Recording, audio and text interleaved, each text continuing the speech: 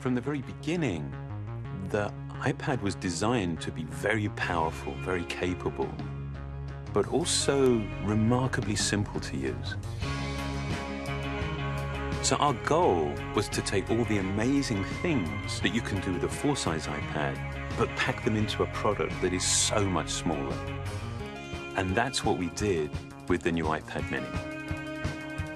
One of the things that makes iPads so incredible is that there's almost no end to what you can do with it. So when we decided to make the iPad mini, we wanted to make sure it had all the features that make iPad so magical.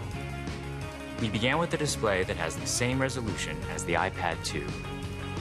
So all your apps and content look and work the same way. And at 7.9 inches, it's small enough to fit in one hand, but it's still large enough to give you that rich, immersive iPad experience. It has a dual-core A5 chip for fast, fluid performance, both FaceTime and iSight cameras. It gets a full 10 hours of battery life, and it runs more than 275,000 apps made just for iPad. These aren't scaled-up phone apps. These are powerful apps that take full advantage of iPad mini's beautiful display. You can access all your favorite music, movies, and TV shows from the iTunes Store.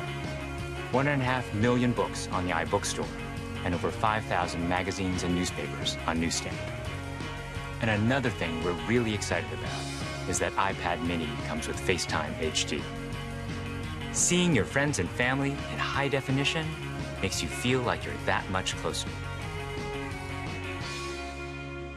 If all that we had done was take the original iPad and just reduce it, all that you would be aware of was everything that was just missing.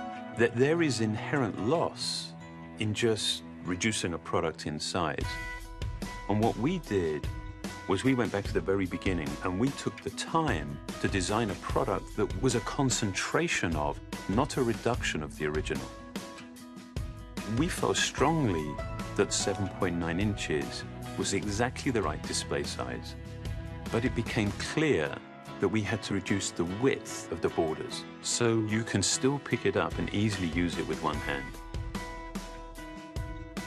We have continued to develop our unibody process.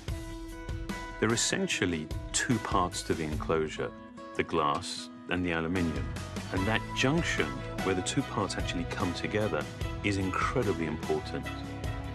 The diamond-cut chamfer meets seamlessly with the glass, and I think it's a beautiful detail that further reduces parts and actually makes it more durable.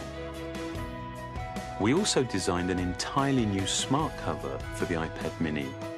By eliminating the separate aluminium hinge, we now essentially wrap the iPad mini in a single, simple colored material.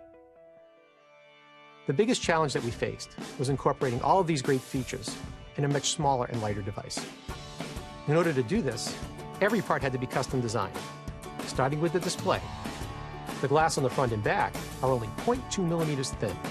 The touch subsystem is a mere 0.12 millimeters thin. It weighs half as much as any we've ever done before. Beyond the screen, we took some dramatic steps to maximize interior space. It has the largest and thinnest single-cell battery we've ever designed.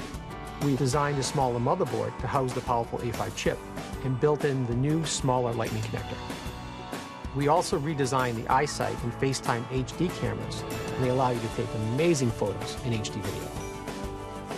We've been able to build all of this technology into a device that is only 0.68 pounds and 7.2 millimeters thin. All of these efforts combine to make a product that is incredibly thin and light and has absolutely remarkable levels of fit and finish. And I think the result is an extraordinary iPad, one that will be used in so many different places, in so many different ways.